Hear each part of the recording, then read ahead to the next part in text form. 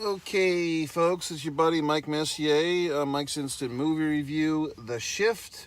This one's been out for a few weeks, and I kind of had the feeling I'm pretty good at this stuff of knowing when a movie is about to be gone from the theatrical scenarios. Just you kind of get a judgment, based on how long the movie's already been out, how popular the movie is, the big names in the movie, the whatever the fucks. So this one has been out for a few weeks, but I kind of had a feeling if I didn't see it today, I believe today was December 20th. If I didn't see it today, I probably would not get a chance to see it on the big screen. And you know me, I don't really like to watch movies at home on the TV. I will if I have to, but I prefer the big screen experience. And this was an interesting case. So first of all, should you see it? Should you not? That's a tough one for this one. I don't think that I don't think that I can give a clear answer for everybody. I'd say that if you're kind of open-minded, if you're open for some stuff, you would probably enjoy this movie. However, I enjoy the movie, but there's some things that I didn't enjoy for various reasons that I'll get into now. So I'm kind of split on whether I recommend this or not. I kind of feel like kind of depends on your mood, I guess, or your open-mindedness. Now I'll get into it, and I guess I'll just say spoilers. So I didn't know much about this movie going into it. I think I had seen a preview or two, and I think I had seen a headline or two. And once the movie started, it all came back to me, what I did know. This is from Angel Studios, which kind of made its name known in this past year, 2023. I want to say the summer. May or June or some such thing. Their big movie, big surprise hit of the year. I thought it was a great movie. The Sound of Freedom came out with Jim Caviezel and so forth. And I don't know why that movie is controversial. I mean, I can see where, whatever the fuck. But I mean, I thought the movie was really great.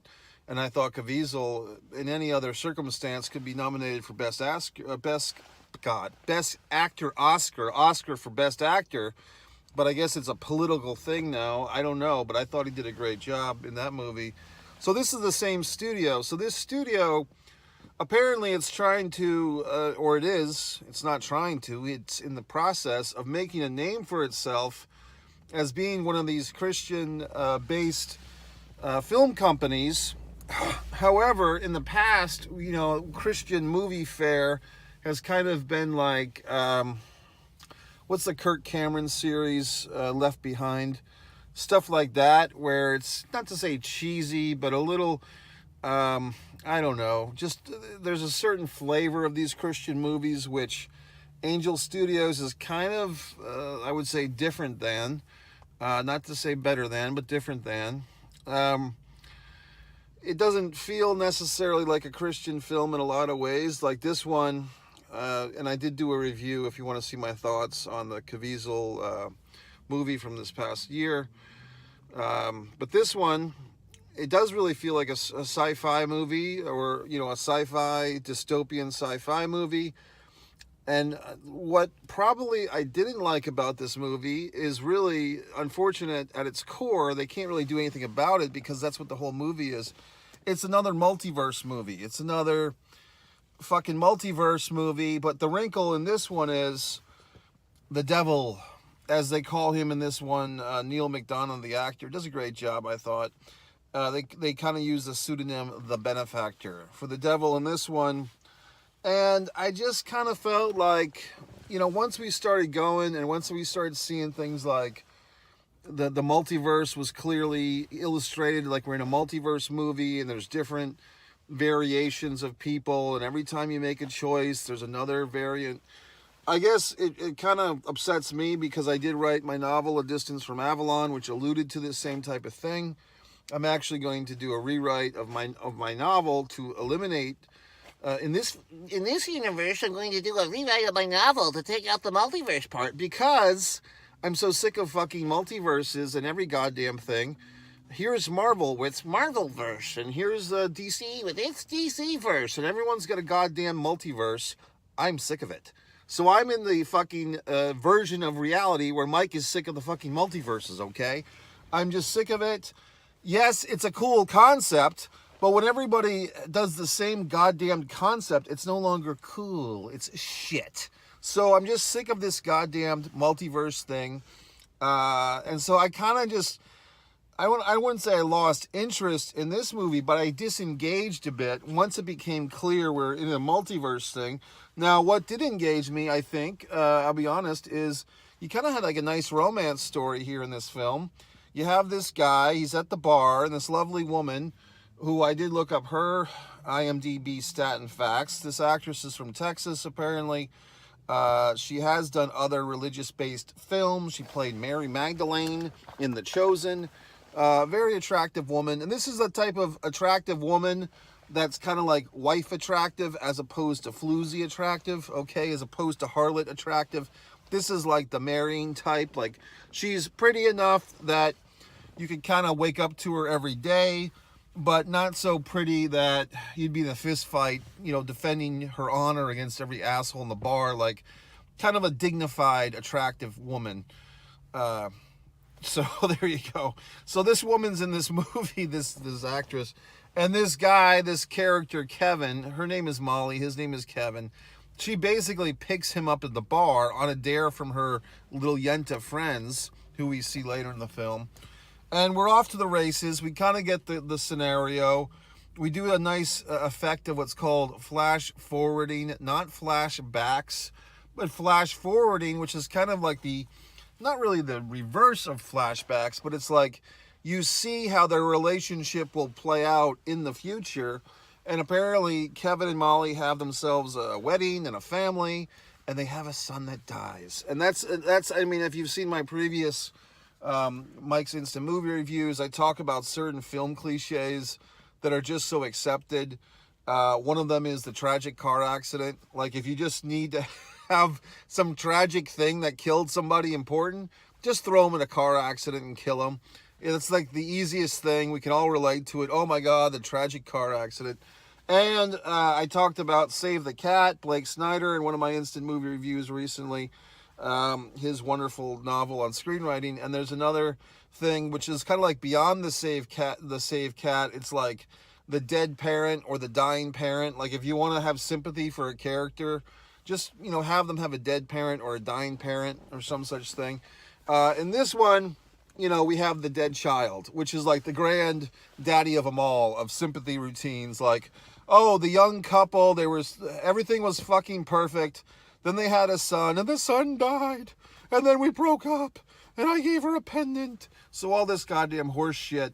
So my point is, folks, if I had seen this same movie, this in a different universe, if I had seen this movie, whatever it's called, the fucking movie, 5 or 10, 15 years ago, the fucking Shift, I would have probably enjoyed it more, simply because we haven't, you know, all these like I told you last summer when I saw, what's his dick in The Flash, Ezra Miller, okay? I mean, it amazes me that assholes like him get to be rich and famous and get all these second chances, and people with more talent like me sit in my goddamn car and talk about his fucking movies. He should be in his fucking car talking about my goddamn movies, okay?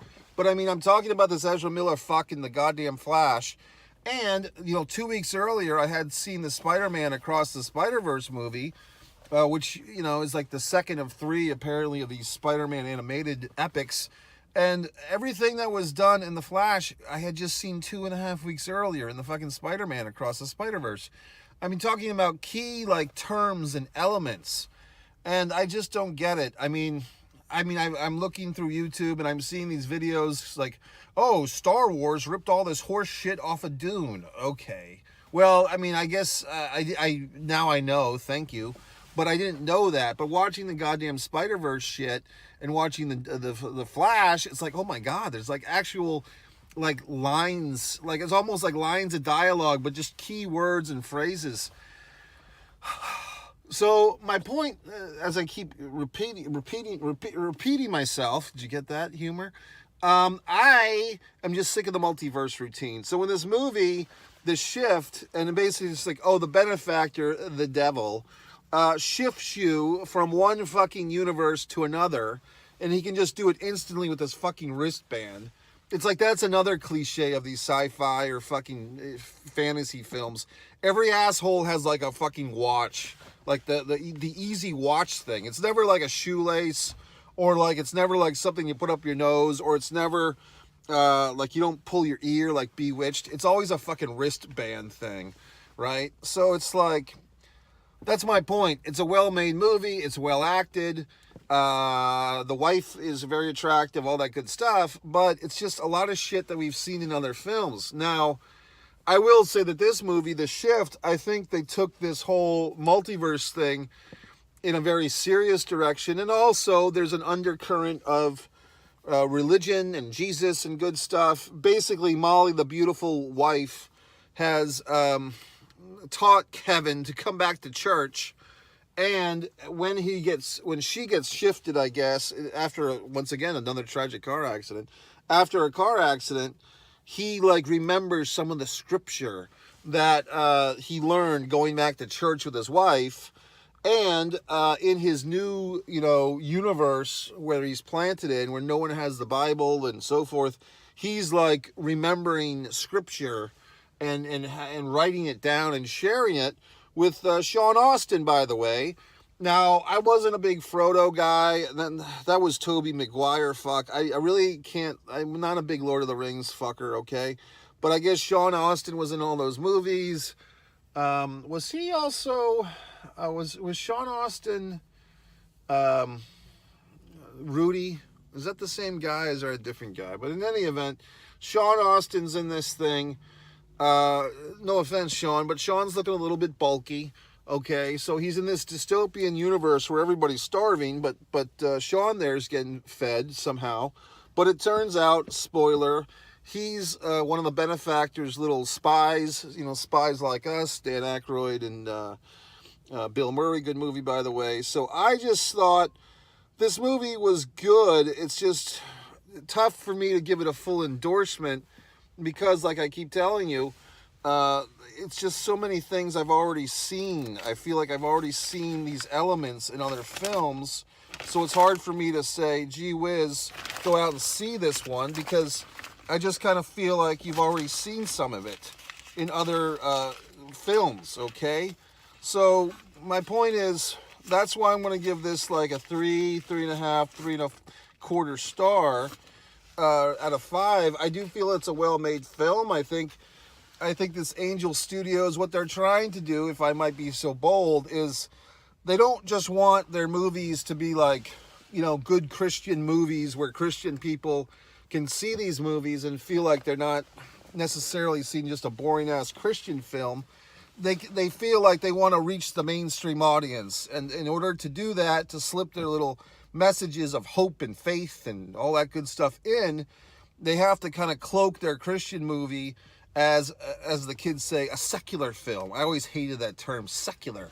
So they want you to think, oh, this is just a regular movie, it's not whatever the fuck. And then they slip the Jesus in there, and they slip the God, and they slip the scripture, and they slip this in, and they slip that in. So, but they're doing that by making it, I think, pretty good movies.